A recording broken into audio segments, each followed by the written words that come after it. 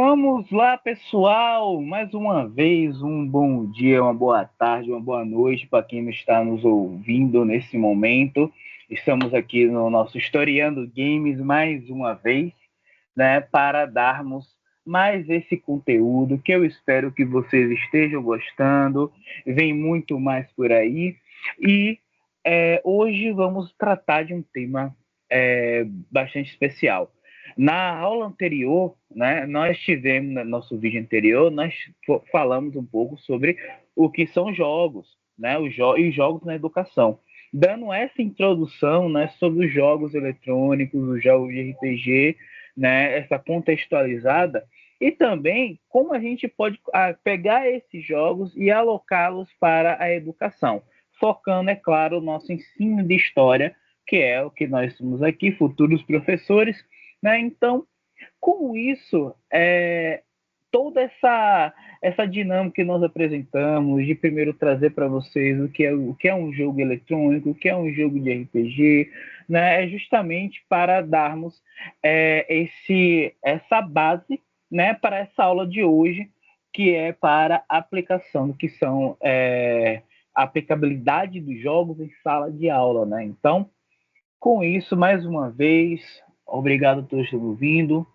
Me chamo Rafael, desculpe não apresentar antes, mas vocês já sabem, né? Então, eu sou aqui Rafael Pereira, vou aqui dar seguimento a esse vídeo, é claro, com os meus excelentíssimos colegas, né, Davi Simões e Eduardo Barreto, né? Então, vamos trazer essa reflexão sobre a prática dos jogos em sala de aula, e vamos, é claro, debater um pouco sobre esse processo, né, metodologias, como a gente pode fazer essa criação, como a gente pode desenvolver, né, esse produto focando para a sala de aula, que eu acho que é o mais importante, o que nós temos que fazer aqui para dar esse respiro novo, esses novos ares, né, no processo educacional, para termos mais uma ferramenta para nós aprendermos.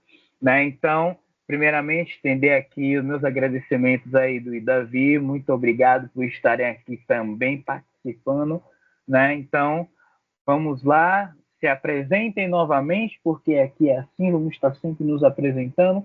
Caso você não tenha visto o vídeo anterior, veja, né? Então, mas sempre se apresentem, meus queridos, para darmos início a esse vídeo maravilhoso.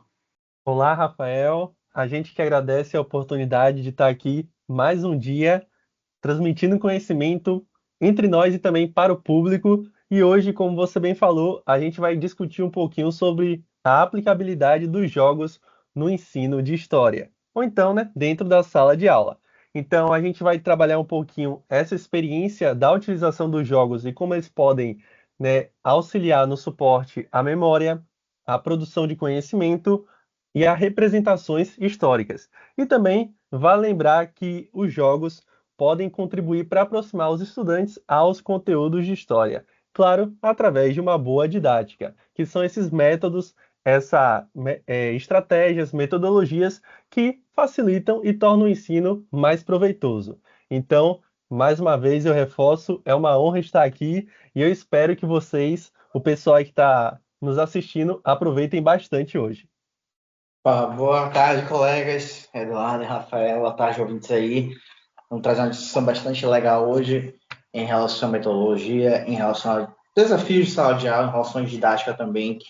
Esses três parâmetros, né, que norteiam a criação de jogos no ensino de história, em outras áreas do conhecimento também. Espero que seja uma discussão muito rica e que vocês aproveitem nosso vídeo.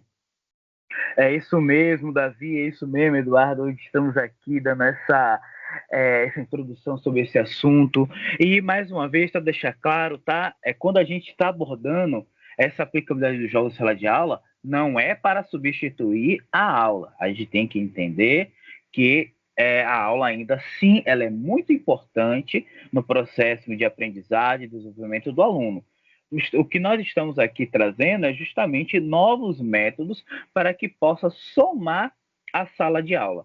Né? Então, isso aqui, é claro, não é para substituir. Então, aqueles que assistem aqui vão falar assim, não, olha, Rafael, Eduardo e Davi estão dizendo que a gente só é melhor aplicar os jogos na sala de aula e acabou. Não, não é bem isso. Então, vamos deixar isso claro, né, para evitar qualquer coisa, e vamos dar início a esse processo, né? Vamos abordar aqui justamente alguns processos, como a metodologia, como a didática, e é claro, né, os desafios para poder aplicar isso, porque nem tudo é um mar de rosas, né? Estamos lidando com cenários diferentes, né, de estruturas diferentes, né? Então, quem é da sala de aula sabe muito bem isso. Aqueles que trabalham em escola pública, em escola particular, escola estadual, municipal, federal, todas elas têm suas dinâmicas diferentes, né? Então, todas elas precisam, claro, serem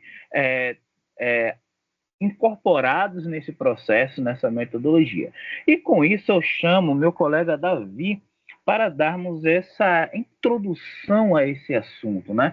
Me conta aí, Davi, como você pode dizer sobre esse processo metodológico, né, dos jogos em sala de aula? Como a gente pode utilizar isso, né? E já existe realmente uma metodologia? Já tem alguma coisa que a gente pode utilizar como base para fazer isso? Ou ainda estamos naquele velho e famoso freestyle que a gente faz na cabeça? Diga aí, meu querido. Aí a pergunta aí bastante complexa, né? Mas já dando um spoiler, né? Sim, a gente já tem uma base já bastante delimitadora em relação à utilização de jogos em sala de aula, sendo essas metodologias amparadas em teorias educacionais, como, por exemplo, a gente tem a teoria de Vygotsky, que pode nos apoiar, temos a teoria também construtivista, e tem o que mais eu acho interessante, que são as teorias que os próprios estudiosos, os próprios professores criam para a criação dos seus próprios jogos ou com jogos temáticos.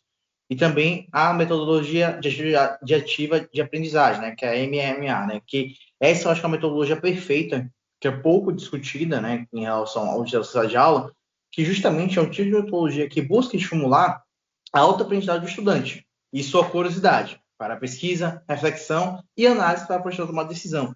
E isso se encaixa perfeitamente quando a gente fala de jogos, né, porque a gente, querendo ou não, a gente está confrontando um aluno com um problema, uma reflexão que ele vai fazer a partir de determinada temática. Além disso, né, como a gente se preza, a gente falou durante todo esse podcast, com justamente jogos que têm uma participação, que foi um diferencial tanto do nosso projeto, no meio de Rafael, a participação ativa do aluno também vai estimular a pesquisa. E, mais importante, a tomar decisão, né? Porque, querendo ou não, por mais que seja um jogo de cartas, como no nosso jogo, ele vai ter que tomar decisão de qual carta ele irá escolher, né? Então, a gente vê que os jogos podem ser encaixados perfeitamente nessa questão da metodologia ativa de aprendizagem, né? E só para complementar em relação a essa questão da metodologia ativa, a gente tem, de acordo com o Babel, né, uma citação de Luana Martins, que é um TCC que ela realizou no IFBA, né, trabalho de conclusão de curso, que tem um título muito interessante, Jogo Didático com Metodologia Ativa no Ensino de Ciências, né? Como a gente pode ver, é algo que eu já defendi em todos os outros nós, tanto o Eduardo como o Rafael já falou, que os jogos aqui que a gente trouxe, em suma maioria, são jogos relacionados à temática de história, mas a gente pode aplicar os jogos em qualquer área do conhecimento, física, química, biologia, o que você quiser. Então é bastante interessante, né, que eu vou trazer tanto os dois referenciais teóricos para a discussão de metodologia, vocês vão ver que são referenciais que não são da área de história. Mas lendo aqui a citação da autora. De acordo com Babel, em 2011, podemos entender que as metodologias ativas de aprendizagem baseiam-se em formas de desenvolver o processo de aprender, utilizando experiências reais ou simuladas, com o intuito de promover as condições de solucionar com sucesso desafios advindos das atividades essenciais da prática social em diferentes contextos, o que leva ao engajamento do aluno em relação à nova aprendizagem, pela compreensão, pela escolha e pelo interesse. É condição essencial para ampliar suas possibilidades de exercitar a liberdade e a autonomia na tomada de decisões em diferentes momentos dos processos que vivencia, preparando-se para o exercício profissional futuro. Entre as diversas metodologias ativas de aprendizagem estão os jogos didáticos, uma forma lúdica de promover a aprendizagem e que pode ser aplicada em diversos contextos, né? Então, como a gente pode ver, ela traz justamente aqui uma síntese, né, justamente do que, através do Berbel, né, do que seria uma metodologia de aprendizagem, né, quais são os seus preceitos, e justamente nos traz, né, que eu tinha dito anteriormente, que é o jogo enquanto uma possibilidade, uma metodologia de aprendizagem. E mais interessante ainda, que foi como eu tinha falado, professores criam justamente metodologias próprias para serem utilizadas em determinadas temáticas. Metodologias essas que você pode replicar nos seus jogos que você queira criar, claro, fazendo as adaptações necessárias. E justamente como eu tinha falado, que existiu justamente no final da década de 90, nos anos 2000, um bastante volume acadêmico sobre a produção dos jogos. A gente tem justamente até a dissertação da professora Ivana Terezinha Kolowski, que é sobre metodologia para a criação de jogos a serem utilizados na área de educação ambiental. Como eu tinha falado, o outro referencial que eu vou trazer também não faz parte da história, por entender, né, que é de suma importância a gente trazer outros referenciais teóricos de utilização de jogos sem ser da área de história, porque esse é o objetivo desse curso que a gente está fazendo em formato de vídeos, é trazer a abordagem sobre jogos, não sendo especificamente da nossa área. E uma coisa que eu achei muito interessante no texto dessa autora é que justamente ela aborda todo um roteiro metodológico para a criação de um jogo da temática ambiental. A gente começa justamente com a delimitação de quais seriam os elementos necessários, que são justamente o professor e o aluno. E como ela disse, cada um com sua bagagem de conhecimento, sua forma e estilo de ensinar e aprender, moldando seus interesses e necessidades, objetivando a aprendizagem. Justamente não pode esquecer que o maior objetivo do jogo é a aprendizagem. É para ser algo útil? É para ser algo didático? Também. Mas não pode se esquecer que o objetivo principal dos jogos é a aprendizagem, né? Porque, querendo ou não, é para ser uma forma de ensino que contrapõe ao ensino mecânico, o ensino memorizador. Os ensino que os alunos não aguentam mais. Mas não pode fugir do seu principal objetivo, que é a aprendizagem. E ela também delimita algo muito interessante, que qual seria esse papel do professor, que é algo que quem utiliza jogos de maneira inicial fica muito confuso como ele se deve se vestir. Se ele deve ter uma presença ativa, se ele deve intervir a todo momento ou não. E atrás disso muito interessante, que o professor deve agir como um mediador. Isto é, ele deve ser o agente que transforma os estímulos emitidos pelo meio da aprendizagem.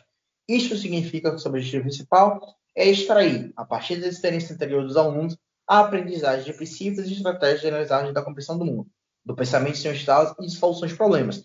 Então, a gente vê justamente que o professor vai ser um intermediador nesse processo de aprendizagem, justamente efetivando também a questão da metodologia de aprendizagem. A gente tem justamente o aluno como esse centro do conhecimento. E é muito interessante, né, que ela traz, né, que o processo, né, dessa geração de um jogo não diz sobre ganhar ou até perder, né? Não é para ser uma disputa, e sim, na realidade, uma sequência de atividades onde os alunos vão evoluindo conjuntamente, que não gera um ganho de conhecimento para todos os tipos de jogos, e consequentemente, já que o objetivo da área ambiental, quer um ganho ambiental de qualidade de vida. Então, isso tem que ficar algo muito bem claro quando se for a utilização dos jogos em sala de aula. O objetivo no jogo não é você competir com o seu colega, com o seu amigo, é você ter um aprendizado, você ter justamente desenvolvimento de habilidades, de conhecimento, e justamente você aprender de uma maneira diferente. Acho que isso é mais interessante, você ter um aprendizado, mas de uma maneira muito mais interessante, muito mais mecânica, engessada, como muitas vezes tem em sala de aula. E ela traz aqui também, né, que o jogo, né, dentro da sua proposta metodológica, tem que permitir algumas características, tanto para os alunos como para os professores. Que aqui a gente pode dizer que, de certa forma, são os objetivos a serem alcançados na elaboração de um jogo, quando a gente fala em relação à metodologia, em relação aos objetivos que planejamos nos conseguirmos, né, na realidade, desculpa, em relação à metodologia. E aí seriam, em relação aos alunos, uma proposta lúdica de trabalho, aprendizagem como uma forma de desafio, participação ativa no processo de aprendizagem, atitude de cooperação e colaboração entre o trabalho, conhecimento como uma construção contínua e adequada ao subir do desenvolvimento e do grupo. Aos professores, facilidade no ensino através da elaboração de situações de desafio, individualização das situações de aprendizagem, sequência coerente de atividades, proporcionando noção sistêmica e contínua do conhecimento, graus de dificuldades variados dentro da mesma temática de acordo com a idade e desempenho dos alunos, facilidade de acompanhar e avaliar a evolução da aprendizagem de modo geral e do grupo, melhoria no processo de ensino-aprendizagem como consequência da relação professor-aluno. Né? E é muito interessante a gente notar que justamente, apesar de ser uma dissertação do início dos anos 2000, certas formas, essas características de objetivos através da nossa metodologia que fosse aplicada, está embasado diretamente em algumas questões do BNCC. Então, a gente vê, por mais que seja algo de quase mais de 20 anos atrás, a gente consegue, através desse modelo metodológico da professora, conseguir relacionar com o material vigente, né, legislativo não, que legisla em relação à questão da educação aqui no nosso país, né, como a gente tinha falado em um vídeo anterior. E mais interessante ainda, ela traz justamente agora em relação à concepção, né? Obviamente, por ser um jogo ambiental, ela recomenda que se sigam as conferências internacionais e de legislação ambiental brasileira. Então, óbvio, isso aqui você pode se modificar, como eu falei, isso aqui é um jogo ambiental, né? Ela propõe esse roteiro, né? Esse roteiro metodológico focado numa ideia de um jogo, desculpa, ambiental. E é interessante que ela também traz sobre as regras, né? Que ela fala que o seu funcionamento depende das regras previamente acordadas entre o aluno e o mediador, em que parecerem obedecidas adequadamente, deverão levar em consideração a idade e o desenvolvimento das crianças. Estes fatores influenciam o comportamento dos participantes, ou seja, indicam o modo como crianças agem diante de situações de desafio, como elas as regras, como elas adquirem conhecimento, estimulando o desenvolvimento das suas competências. Então, a gente tem que ter a noção de que as regras tem que ser algo que tem que ser estabelecido entre os professores e os alunos. Não adianta você colocar regras, assim, regras extremamente difíceis, que vão deixar um aluno impossibilitado de conseguir jogar o jogo. Mas também a gente tem que colocar regras que não se tornem sua várzea, né? E também que não se torne isso algo que seja chato para o aluno, né? Porque, querendo ou não, você tem que fazer um jogo divertido, né? Algo que é um grande desafio na hora de se criar um jogo é justamente você conseguir equilibrar aprendizado e diversão. A gente não pode pender nem tanto com um lado, nem tanto com o outro. Tudo é uma questão de equilíbrio. E, por fim, não menos importante, isso aqui não é em relação à metodologia propriamente dita, mas eu acho muito interessante que a autora traz, que é em relação às dinâmicas das relações. Porque, querendo ou não, quando a gente vai abordar um jogo em sala de aula, a gente também tem que compreender que existem certas dinâmicas nessa relação que vai depender do jogo, né? Então, a autora, ela diz justamente delimita uma divisão em etapas, né? Essa divisão em etapas é muito importante para o professor ter um controle em relação ao aprendizado e também conseguir ter uma administração do tempo, né?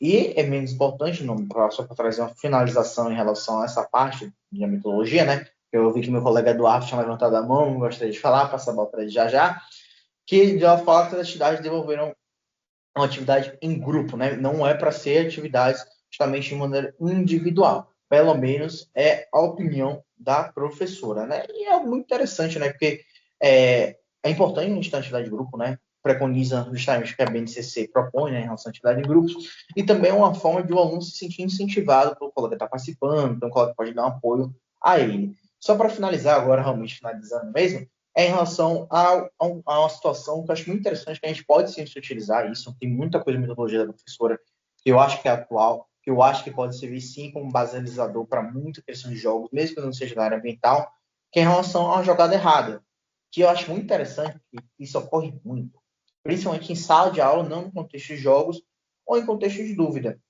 que é o quê? O professor corrigir. O professor corrigiu o aluno. Não, você não precisa necessariamente corrigir o aluno. Por que você não deixa o aluno corrigir o outro aluno, caso ele saiba? Por que você não deixa o aluno tirar a dúvida do seu colega? Por que você não deixa o aluno exercitar, estimular esse conhecimento dele, né? Então, a professora nos traz justamente que esse incentivo à discussão em relação ao erro do colega na participação do jogo é muito mais interessante do que o professor vir a intervir até mesmo em caso, se for necessário, né, não necessariamente se ter intervenção, mas sim dar uma sugestão para que ele seja descoberto, transformando assim em aprendizagem. Então, é de certa forma de fazer o erro não se tornar algo que tem que ser escrachado, algo que tem que ser problematizado, mas sim fazer esse erro, fazer uma forma de aprendizagem do próprio aluno e dos seus colegas. Porque a gente pode fazer com que os alunos tirassem dos colegas, eles se sentem até muitas vezes mais abraçados, porque, pô, meu colega sabe isso, o professor não sabe tudo, eu tenho capacidade de conseguir isso. E até mesmo para exercitar esse pensamento crítico, dialógico entre os alunos da participação do jogo, que é algo que ela traz de muito interessante. Agora, finalizando com a metodologia, vou passar a bola para meu colega Eduardo Barreto, que eu tinha visto que ele tinha levantado a mão antes, mas a Rafael acabou me fazendo a pergunta, né? Eu não podia deixar ele nesse vácuo aí, mas peço desculpas aí, Eduardo. Manda bala aí, meu amigo. Obrigado, Davi. Não, eu apenas iria reforçar naquele momento a importância do pessoal assistir o nosso primeiro vídeo, que foi que a gente trabalhou um pouquinho a respeito do conceito de jogos, os seus tipos e também a relação que os jogos têm com a cultura e com a sociedade. Então, eu queria que o pessoal, caso tenha a chance, né, caso tenha um tempinho, dê uma olhada lá no primeiro vídeo, porque ele vai agregar bastante à discussão de hoje. Porque para você, como você bem falou, né, para que o professor desenvolva a metodologia ou então estratégias, a própria didática, é necessário que ele saiba, que ele tenha consciência do que ele está trabalhando. Então, é importante saber o conceito dos jogos, saber como você deve aplicá-lo, e tudo isso a gente discutiu um pouquinho, né? Qual jogo é o melhor para ser aplicado em tal momento, para determinado público, tal turma. Então, todos esses fatores são importantes na hora de você trabalhar com o jogo dentro de sala de aula. Então, era mais ou menos isso que eu queria falar naquele primeiro momento, né, dessa importância do pessoal conferir os nossos vídeos. Mas já que você me passou a palavra, Davi, eu vou aproveitar para falar um pouquinho sobre a questão da historiografia, que como ela pode auxiliar esse momento da aplicação dos jogos, certo? Tudo que eu vou falar, eu vou me basear no texto intitulado Considerações sobre Ensino de História e Jogos Eletrônicos, de Elion Viana Teles. E ele desenvolveu um texto tratando de algumas experiências com jogos, e ele trabalha alguns tópicos, como a historiografia, como os videogames, a didática e os jogos eletrônicos, nessa perspectiva que a gente hoje vai discutir aqui. Então, aqui nesse momentinho, eu gostaria de falar só um pouco a respeito desse campo, né, dessa área, bem brevemente, porque no seu texto ele vai falar sobre como o campo da historiografia percebeu a importância do nosso giro linguístico, por assim dizer, a preocupação com a linguagem. E quando a gente vai trabalhar com o jogo, esse daí é um dos pontos chaves que a gente tem que ter em mente, porque a linguagem é tudo. É a nossa primeira, é a nossa ponte para alcançar o estudante. Então, sem a linguagem, não dá para fazer nada. E ter uma linguagem não é necessariamente informal. Não, pode ser uma linguagem formal, sim. É ter uma linguagem que você consiga cativar o estudante para que ele se interesse pelo conteúdo. E os jogos, pelo menos, né, os que se tratam de educação, de propostas educativas, eles têm esse cuidado com a linguística, né? Com a língua, com a nossa fala. Então, ele trabalha a linguagem de forma muito mais objetiva, de forma muito mais clara. Muitas coisas são resumidas, mas isso não significa que a gente vai simplesmente enxugar a história ou tirar pontos importantes. Não. Para o jogo, às vezes é melhor a gente resumir ou até tornar aquela linguagem mais assim atrativa para que depois de um segundo momento, por exemplo, após a, a aplicação do jogo, o professor se aprofunde, ele vá adentrando nessas outras esferas daquela abordagem que está no jogo de forma resumida, mas com auxílio do professor ou até através de outros mediadores, pode incentivar o aluno se tornar ainda mais animado para saber a respeito daquilo que está sendo tratado. Então, esse é um ponto importante da nossa historiografia junto com a linguagem, porque isso tudo colabora, como ele diz no próprio texto, para a produção de sentido e também para que a produção do conhecimento sobre o passado, certo? E todos esses elementos são bem trabalhados em jogos que têm essa preocupação. Pelo menos, né, como eu falei, aqueles que querem ensinar o estudante, em sua maioria. Então, esse é um ponto importante, a produção do sentido para o estudante. Porque, como a gente já veio falando aqui outras vezes, fica apenas em uma aula que o estudante não se sinta mobilizado, você não consegue fazer com que ele perceba que aquilo que ele está aprendendo tem algum sentido na vida dele. E os jogos, até por trazer temas que dialogam com o tempo presente, como a gente vai ver nos próximos vídeos, a gente vai falar um pouquinho disso, especialmente quando a gente fala sobre a Conjuração Baiana, a independência da Bahia. Os jogos, eles são um meio, quando bem trabalhados, de que você desperte o sentido naqueles estudantes, de que eles percebam que alguma coisa que está sendo trabalhada ali tem importância para a vida cotidiana dele.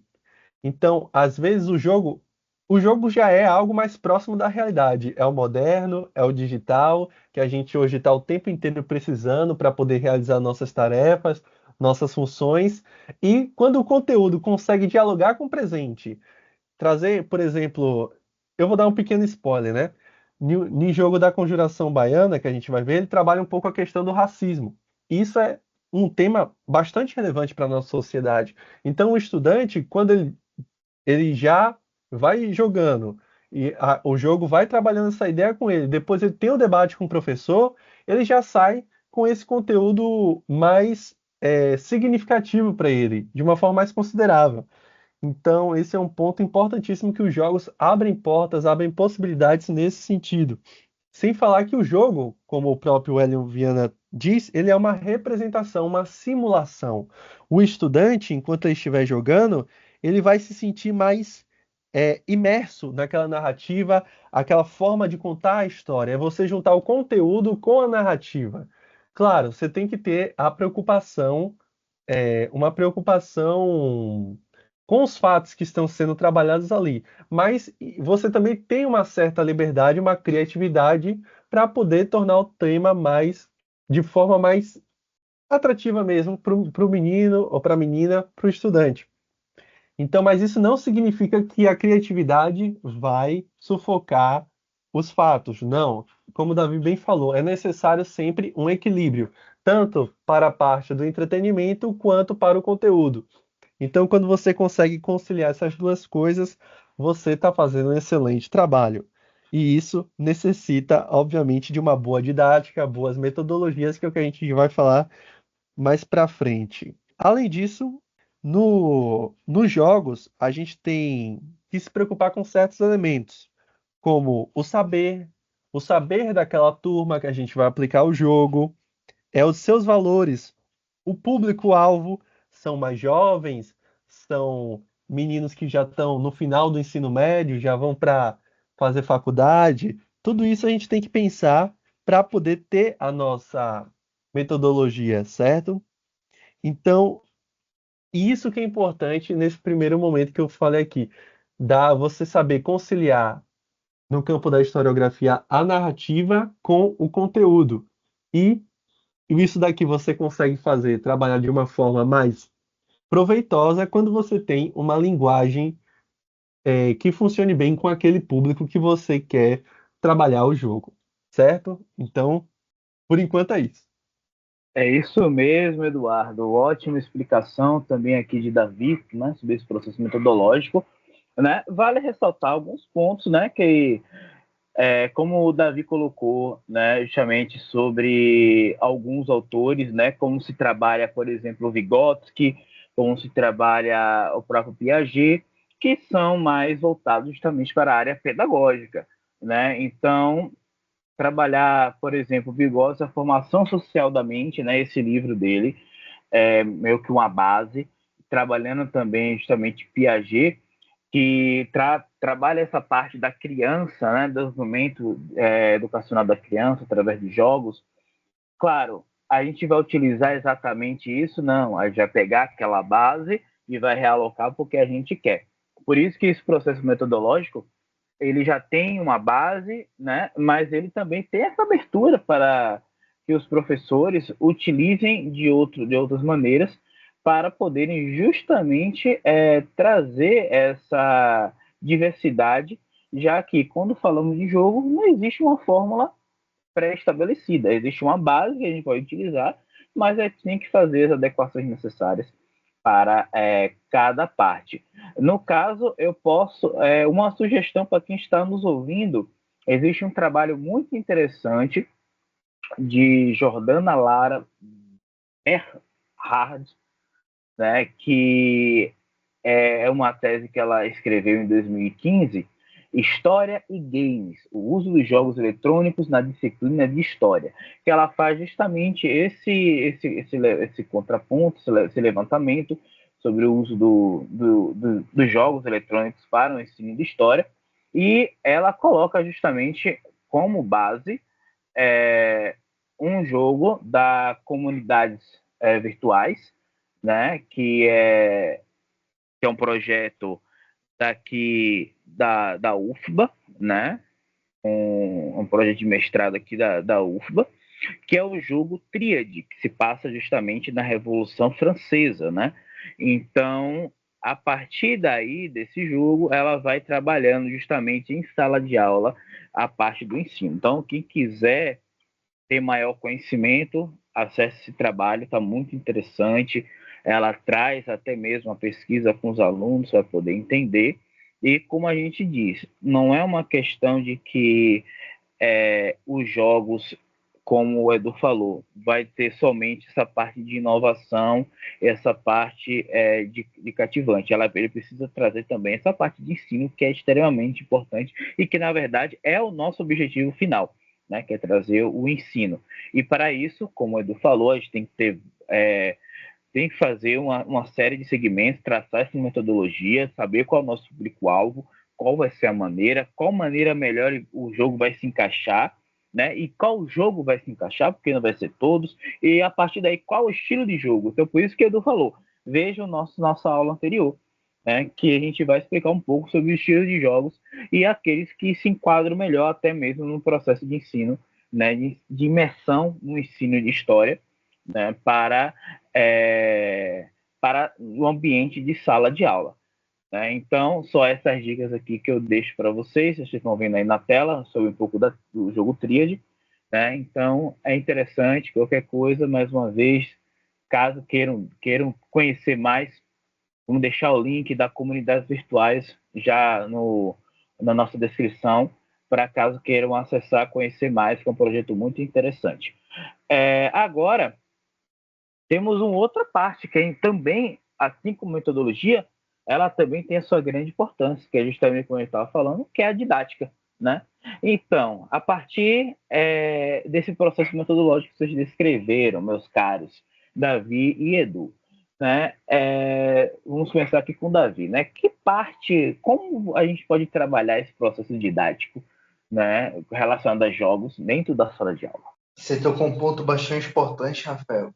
Eu acho que a didática é um ponto muito fundamental quando a gente aplica um jogo em sala de aula.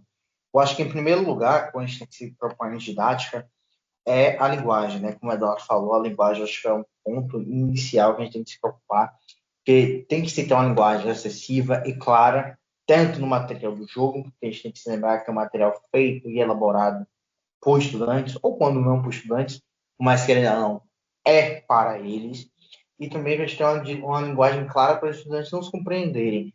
E eu acho que outro ponto muito importante em relação à didática é em relação à questão do feedback.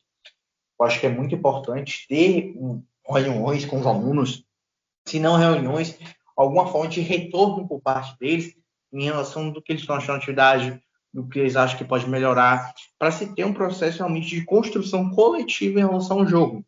Mais que os alunos, como foi o caso do nosso projeto, que eles são parte fundamental, parte ativa, foram eles que elaboraram o jogo, eles são só realmente um intermediador, caso que não se estabeleça isso, mas que estabeleça alguma forma de os estudantes se sentir parte daquilo, desculpa, e além de se sentir parte daquilo, de poder ter um poder de decisão em relação ao jogo, em relação a como ele vai ser elaborado, em relação a qual vai ser a mais. Então, é se tornar algo democrático, porque o jogo tem que ser democrático.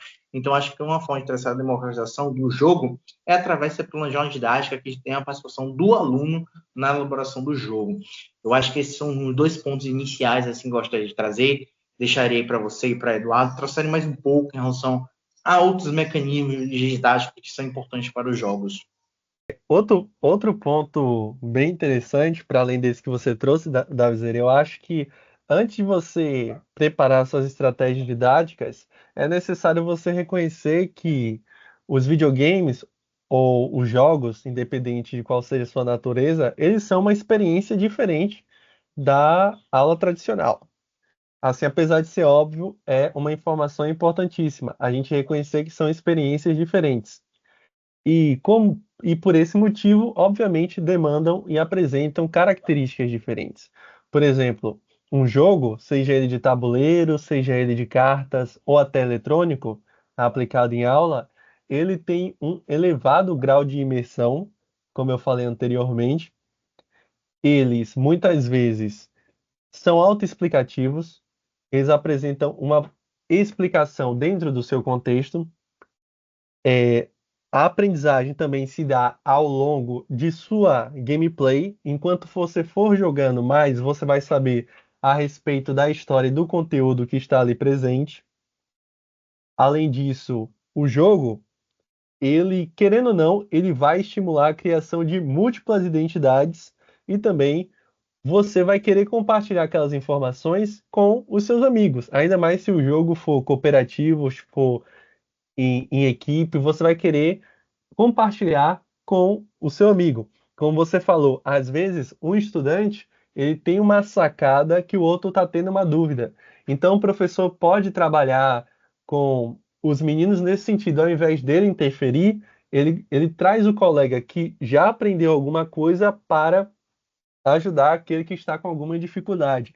Então, os jogos, eles permitem essa essa variedade de aprendizagem. Então, esse daí é um ponto fundamental, reconhecer que são experiências diferentes e que possuem características diferentes. Tem uma autora chamada Gomes del Castillo Segurado, que ela diz que os jogos, especialmente os eletrônicos, eles podem auxiliar no desenvolvimento da alfabetização digital entre os jovens. E esse é um ponto que a gente observa, né? Muitos jovens, com o uso dos seus celulares, já vão aprendendo a formar certas palavras, vão se tornando, né, alfabetizados, então os jogos também podem contribuir nesse sentido. E sem falar do desenvolvimento de várias habilidades, competências cognitivas, como autocontrole, é, habilidades motoras, percepção visual, autoavaliação e tantas outras características e aspectos que a gente pode observar quando eles são aplicados. E reconhecer esse potencial do jogo é o que permite que você trabalhe a didática, certo? Então, compreender essa questão da narrativa, de que ele trabalha a ideia de simulação, de uma representação histórica. Ele pode colocar o aluno, como é um exemplo aqui, um jogo eletrônico, é o Age of Empires. Ele permite que o jogador não seja um sujeito passivo dentro daquela história. Ele vai se tornar um sujeito ativo. Ele vai vivenciar a história. E aí ele pode, obviamente, ter as suas escolhas, né, tomar as suas decisões inserido dentro daquele contexto. E como ele está inserido, ele consegue perceber com outros olhos todo aquele ambiente e aqueles acontecimentos que estavam, né, passando naquela época. Então, jogos que tornam o estudante o protagonista, ou então um personagem histórico dentro daquele momento, são importantíssimos porque eles trabalham essa outra visão da história. Uma visão de você estar ali, no meio, você observando o que aconteceu naquela época, né, os fatos históricos, você está vivendo os eventos da nossa história, que são, né, muito impactantes, querendo ou não. Né? Fora isso, a gente percebe também que os jogos eles trabalham como a memorização, eles trabalham o reconhecimento, a, a busca por solução de problemas, o planejamento de estratégias, especialmente os RPGs e os jogos estratégicos, e até em outras disciplinas para além de história, requer um conhecimento lógico, um conhecimento estratégico, e você, obviamente, vai obter algum conhecimento. Agora, como que esse conhecimento vai se progredindo, vai depender também do professor, né? Dele como ele vai usar essa mediação. Então, a didática, ela vai pôr ali na mesa, por assim dizer, né, o aspecto da oralidade, a linguagem, como eu e Davi falamos, a memória e essa produção ativa e constante de um passado significativo para o estudante, porque sem isso a gente não consegue progredir. Além disso, a gente tem a autora chamada Cristiane da Silva, que ela afirma que os jogos produzem e fazem representações sobre períodos históricos. Eles vão também auxiliar nas problematizações das relações, perdão, com as temporalidades e constroem relações de memória com as crianças e os adolescentes. especialmente porque essa geração mais jovem é quem está vivendo com o digital e também com essa dinâmica dos jogos, do entretenimento. Então, trazer esse mediador é fundamental. E como a gente vai ver também mais para frente, muitos jogos eles vão trazer, quando a gente vai perguntar para os meninos o que que eles acharam, o que que eles aprenderam, são a gente observa várias formas de aprendizado, vários detalhes que a gente nem imaginava que a gente poderia encontrar no jogo, até quando a gente está tendo a aula, a gente nem poderia imaginar e o estudante acaba notando algo que se torna especial e que tem valor para ele. E isso a gente, enquanto professor, tem que aproveitar, não pode simplesmente deixar a bola passar. Tem que aproveitar a chance e desenvolver isso com o estudante. E a partir daí a gente vai aprofundando, vai procurando, ó, mas isso que você percebeu pode ter relação com esse fator aqui. E você sabe que quando isso surgiu, né, nessa época porque isso e isso aconteceu. Ou seja, a gente vai trabalhando cada vez mais. E isso também faz parte da didática. Você conseguir explorar aquele conhecimento, aquela bagagem que o estudante tem, você vai aprofundando e abrindo o horizonte dele. Então, isso é fundamental. E para finalizar, como a didática trata desses métodos e dessas estratégias que facilitam a aprendizagem, não custa nada a gente pensar em como tornar essa experiência mais rica. A gente necessita de planejamento, certo? Escolher jogos que estão alinhados com o que a gente está trabalhando naquele momento, o que que a turma está precisando, qual será o conteúdo que a escola está solicitando para a gente naquele momento. Então, o planejamento inicial vai ser a base de tudo. Aí, a partir disso, a gente vai contextualizar, ou seja, vai associar a narrativa com o conteúdo histórico para que os estudantes percebam, né, o seu valor, compreendam que ali eles vão ter que resolver questões que estão ligadas também, de alguma forma, com o seu ensino, com a aprendizagem, ou então com o cotidiano. E, obviamente, a gente também tem a mediação, o professor facilitando e instigando o estudante a desenvolver reflexões acerca daquele material, que no caso foi o jogo, né? Para que ele se desenvolva. Porque, como a gente já bateu várias vezes aqui, não adianta nada você trazer o jogo apenas pelo jogo. Ele necessita do professor, necessita estar associado com o conteúdo, com a narrativa, não pode ser apenas o jogo pelo jogo.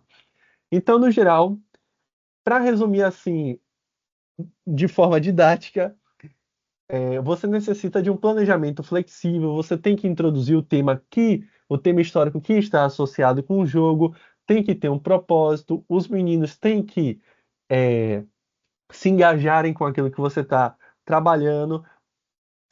O jogo vai ser um facilitador para a aprendizagem deles.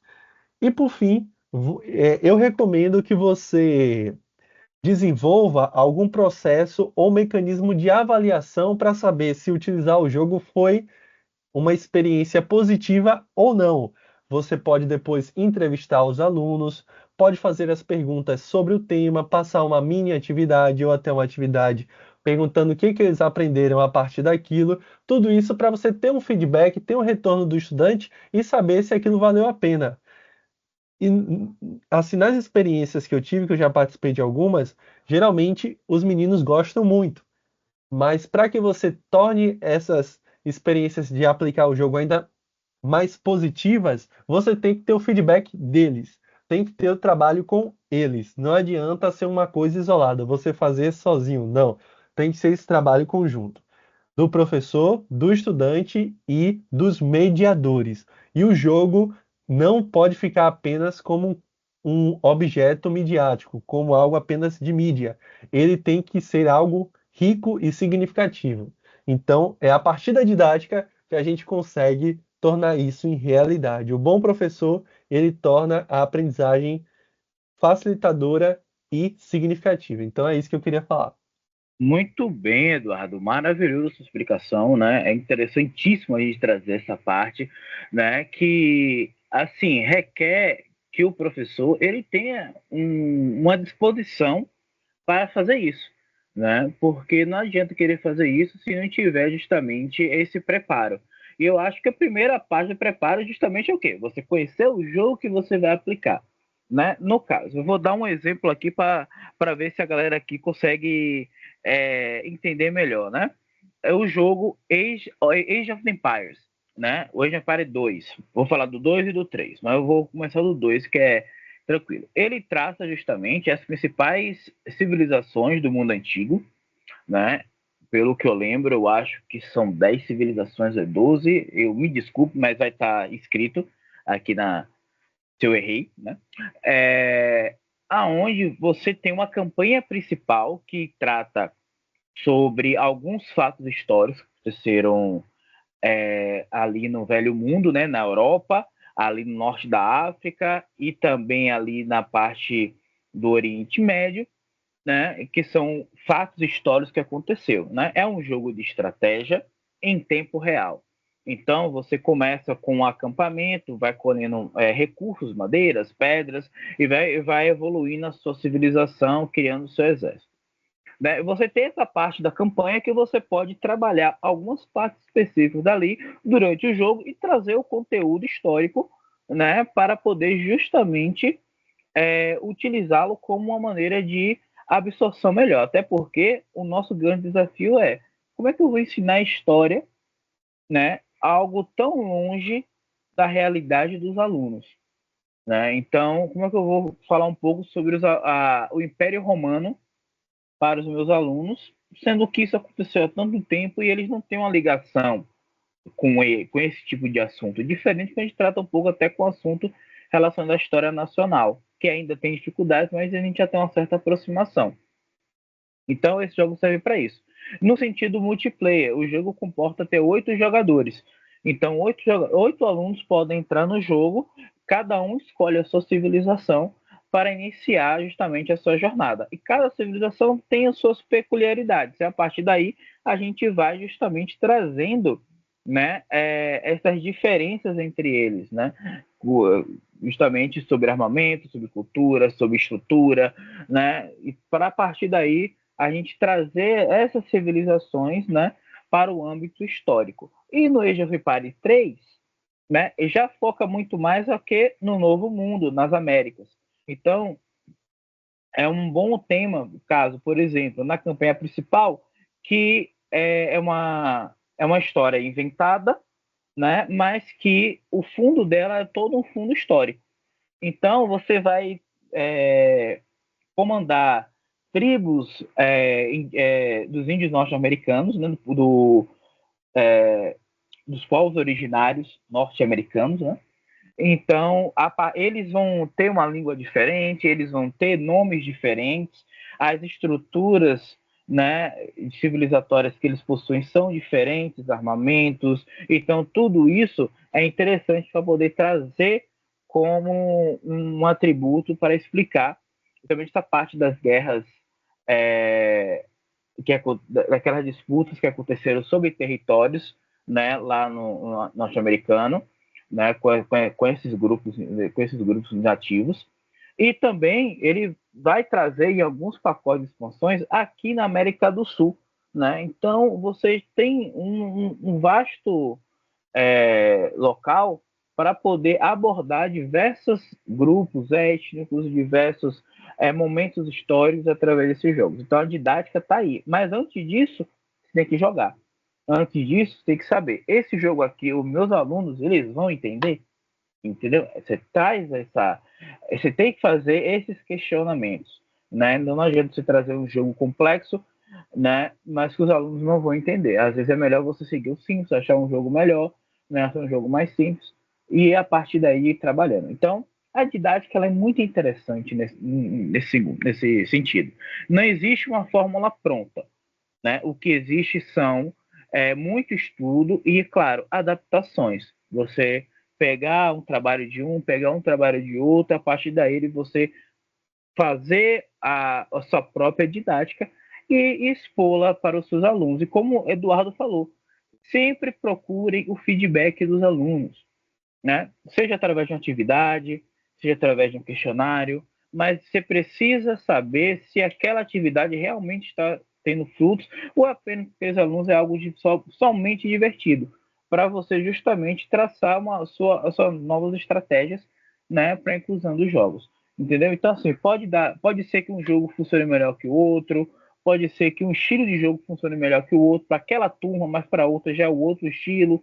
Por exemplo, um jogo de ação serve mais para minha sala do nono ano, do sétimo ano, do que um de estratégia para o nono ano, por exemplo.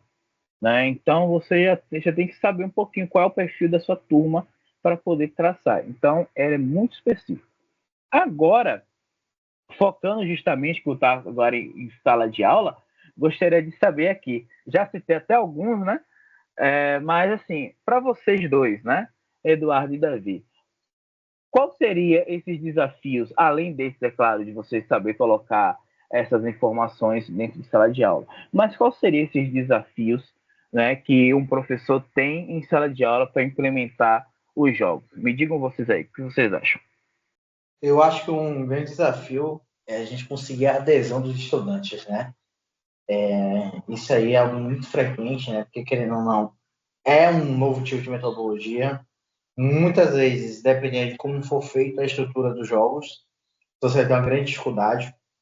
E também fatores até mesmo que vão além do interesse dos estudantes, e sim as dificuldades que a gente vem de anos anteriores, dos processos de ensino que é defasado, que tem uma grande margem de erro, muitas coisas problemáticas. Eu quero dizer com a realidade minha, né? Um jogo até relativamente simples que eu fiz em sala de aula, de uma temática bem simples mesmo, no final assim elaborado, como o nosso projeto de Rafael, ou até projetos que a gente citou aqui, bastante elaborado, um jogo bem simples. Um jogo de forca, dos alunos, né? Em sala de aula mesmo, com conceitos em relação à Idade Média, né? Focando principalmente em questões de feudalismo, formação de estados modernos e tudo mais. O objetivo, né, da atividade era justamente os alunos identificarem qual era a palavra na forca, e a partir dessa identificação, eu iria pedir o conceito para eles conceituassem com as palavras deles, certo? Ou até mesmo se eles soubessem responder uma pergunta ou assinalar uma alternativa. E algo muito interessante que eu notei foi que, por exemplo, quando eu fui pedir para redigir uma resposta, muitas vezes eles sabiam até o que era, mas não sabiam trazer uma coesão textual ou trazer uns argumentos que conseguissem, de certa forma, sintetizar. Eu vi um grande problema, é muita questão da escrita. Teve até uma aluna que falou que ela sabia o assunto, mas não sabia escrever. E realmente isso foi verdade. Quando eu fui perguntar a pergunta, ela falou: você tem que escrever isso e isso. Eu falei: professor, eu não sei escrever, mas você respondeu se você perguntou sobre isso, você respondeu que eu sei o conhecimento. Deixa, beleza. Então, vou fazer uma pergunta para você. Quando eu fiz a pergunta para ela em alternativa, ela soube responder. Então, a gente vê que justamente é um processo que é de anos anteriores, de um ensino deficitário, um ensino que tem muitas consequências. Então, tem fatores que a gente sabe que não estão além do nosso alcance, né? Não é a gente querer fazer uma sala de aula utópica, uma sala de aula que seja maravilhosa, perfeita, sendo que a gente sabe que vão existir problemas. Um outro ponto que a gente vai trazer, até como um problema que a gente teve no nosso projeto, é em relação à estrutura. Principalmente quando a gente fala de colégios públicos, a gente tem uma estrutura que é deficitária, uma estrutura extremamente problemática, que falta data-show, falta material básico, como sala de informática, às vezes até um caludo dos infernos que tem, né, com todo respeito, que é Salvador, tá demais, meu amigo. Então, você tem nem as condições mínimas para dar uma aula. Piorou um laboratório, por exemplo, você possa desenvolver um projeto dessa magnitude como um jogo. A gente também tem um outro problema, né, que a gente for trabalhar com o ensino médio, em relação a essa nova estrutura de muitos colégios com suas respectivas legislações, que foi um problema que a gente enfrentou, né, que eu e a Rafael já falaram no vídeo em relação ao nosso projeto, que é em relação à estrutura do CPM, com a estrutura que puxa muito dos alunos, dos conteúdos, muitas disciplinas, né? A gente também tem muito essa questão de uma falta de um apoio, justamente da coordenação pedagógica, que muitas vezes é o professor por si mesmo, é um professor que tem que elaborar esse projeto todo sozinho, não tem um apoio de coordenação pedagógica. Isso seja falta, desculpa, seja pela falta de interesse da coordenação de chegar junto, ou até mesmo de coordenações extremamente carregadas. Então, são muitas problemáticas que a gente tem enfrenta em sala de aula, e vou deixar agora para Eduardo falar um pouquinho mais sobre algumas que ele vê na visão dele. Existem muitas dificuldades na hora da gente aplicar o jogo em sala de aula. Algumas Davi já trouxe para a gente, mas eu gostaria de reforçar a questão da estrutura. às vezes a gente tem todo um planejamento para poder usar o jogo com os estudantes, mas quando a gente necessita uma sala, ou em alguns casos, recursos digitais, salas com algum equipamento específico, a gente, infelizmente, pode acabar tendo alguma dificuldade ou até se frustrando. Então, eu acho que a estrutura é um dos desafios mais impactantes e mais, infelizmente, comuns que a gente pode ter na hora de tentar aplicar o jogo em sala de aula. Outra questão que eu observo muito é a falta de tempo. Às vezes, na grade curricular, a gente tem que, tanto o professor, né, quanto os meninos, a gente precisa correr para conseguir fechar o assunto até chegar a hora da prova, dos testes. Então, às vezes, é até difícil nesse sentido você poder utilizar o jogo, porque às vezes é tanta coisa em um curto espaço de tempo. Às vezes você já está planejando a coisa e de repente acontece um imprevisto, aí tudo é mudado, tudo é jogado para a semana seguinte. Aí o que você já estava planejando já tem que mudar, e depois é prova, depois é teste. Então, a falta de tempo é outro fator fundamental que a gente encontra de dificuldade. Além disso, às vezes é uma falta de conhecimento, né, dos envolvidos, né? Às vezes o professor ele precisa ter mais conhecimento sobre a mídia que ele está utilizando, o mediador saber explorar de forma adequada, como a gente falou, né, não ser a mídia apenas pela mídia, tornar aquilo uma coisa que vai agregar. Então, isso daí é outra dificuldade. Muitos professores, eles até têm a vontade de usar, mas por não ter os processos, a metodologia adequada, infelizmente, acaba por se tornar uma dificuldade. Então, esse também é um ponto que eu queria ressaltar. Né, tem o desinteresse, às vezes a gente vai encontrar, né, em alguns casos, os estudantes que podem ter alguma rejeição pelo uso dos jogos e preferem até mesmo aulas expositivas. Claro, cada um tem a sua opinião. Então, esse estudante, às vezes, ele pode ficar mais retraído, pode optar por não participar, né, dessa experiência. Então, essa é uma dificuldade também que a gente pode encontrar. Mas, no geral, eu diria que a pior dificuldade, aquela que mais realmente nos traz assim uma certa angústia é a estrutura. É a estrutura, porque quando a gente tem a estrutura, eu acho que o resto dá para a gente encaminhar com mais fervor, sabe? Com mais vontade e aí nos prepararmos melhor para aplicar na hora certa. Muito bem, realmente são muitos desafios, né? Não é algo simples, né? A gente ressaltou isso desde o início, né? Mas assim é algo que quando ele é feito da maneira correta, ele é muito prazeroso, né? E é muito proveitoso no sentido educacional, né? Que você acaba trazendo o aluno mais perto de você e também da matéria, que eu acho que é um dos grandes problemas que nós temos hoje em dia relacionados ao ensino de história, né? Como fazer esse aluno ele se aproximar mais, né, da história, né? Há esse distanciamento. Então, qualquer ferramenta que nós possamos utilizar para isso, ela tem que ser vista com bons olhos, né? Cabe, como nós falamos no primeiro vídeo, tirarmos esses preconceitos que se tem sobre os jogos, né? Em geral, os jogos eletrônicos, os jogos de mesa, né? É, e também de como podemos utilizar da maneira correta. Então, é claro, estudo, o trabalho, é o conhecimento, entendeu? Então, existem grupos que já estão fazendo isso, como eu falei antes, o próprio Comunidades Virtuais é um deles, que eles trazem, além dos jogos, né? Eles trazem o jeito de como você vai colocar esse jogo em sala de aula, então eles ajudam também nisso.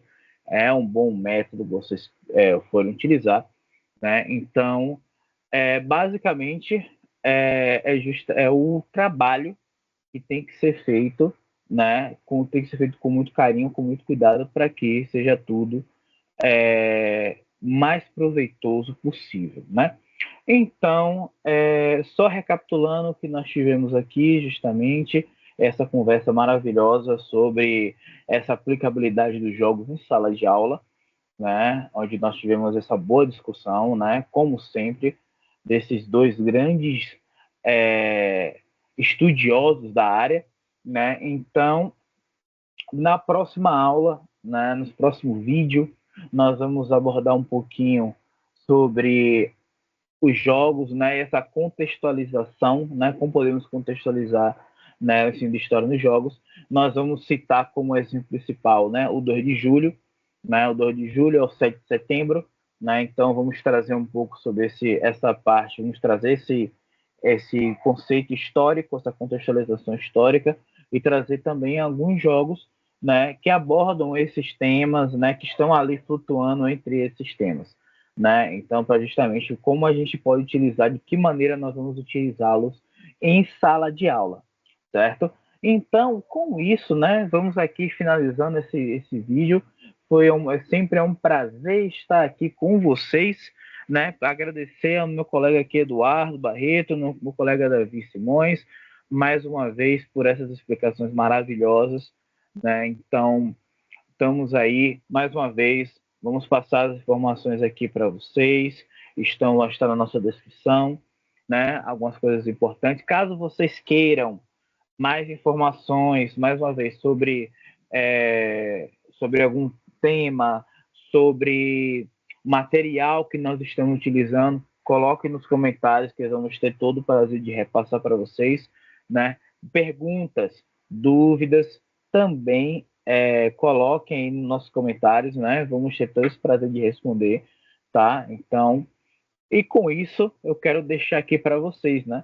Eu quero que vocês opinem aí nos comentários maneiras criativas que a gente pode utilizar para poder contornar esses problemas de sala de aula, né? E trazer algum exemplo prático, caso vocês tenham. Não é somente com jogos eletrônicos, não, gente, e nem com RPG, mas jogos mais simples, como o Davi colocou sobre o jogo da forca, né? Jogos de quebra-cabeça, jogos de palavras cruzadas, né? Qualquer coisa, qualquer atributo que a gente possa utilizar ali como ferramenta no processo de ensino é válido. Então, coloquem aí o que vocês acham, que vocês utilizaram, né? Se tiver algum problema, alguma barreira, algum impedimento, alguma dificuldade, coloquem aí nos comentários, que isso é importante para a gente, essa discussão, né? Então, quanto mais pessoas discutem sobre o assunto, melhor vai ser o desenvolvimento dele, né? Essa troca de informações ela é muito importante em todo esse processo, né? Então, vou deixar aqui os meus agradecimentos por tudo, né? Por tudo que está sendo feito. Querem se despedir, Eduardo e Davi? Opa, claro que sim, meu mano. Claro que sim, meu mano Rafa. Mais uma vez foi um prazer estar aqui com vocês, com você, Rafael, com meu colega Davi Simões. É sempre uma honra. A gente espera que o pessoal tenha gostado da aula de hoje, tenha conseguido aproveitar alguma coisa que a gente falou. Qualquer dúvida, sintam-se livres para colocar aqui nos comentários. Não deixem de fazer a proposta que Rafa trouxe para a gente, de opinar a respeito, né, dessas maneiras criativas de contornar essas problemáticas na sala de aula, certo? Então, a gente agradece mais uma vez e em breve já estaremos com mais um episódio. Muito obrigado aí mais uma vez por esse episódio aí, Rafa e Eduardo. Sempre uma grande honra gravar com vocês. Espero que o material esteja sendo de grande aprendizado para todos que irão ver e que sirva para discussões sobre jogos de sala de aula, que para inspirações de criação de projetos, como o meio de Rafael, que a gente vai trazer um pouquinho mais no próximo vídeo. E é isso. Muito obrigado a todos. Uma boa tarde aí. E é isso aí, pessoal. Mais uma vez, me despeço de todos. Muito obrigado. Mais uma vez, um bom dia, uma boa tarde, uma boa noite. Estamos aqui, o Historiando Games, encerrando mais esse vídeo. Obrigado e até a próxima, meus queridos.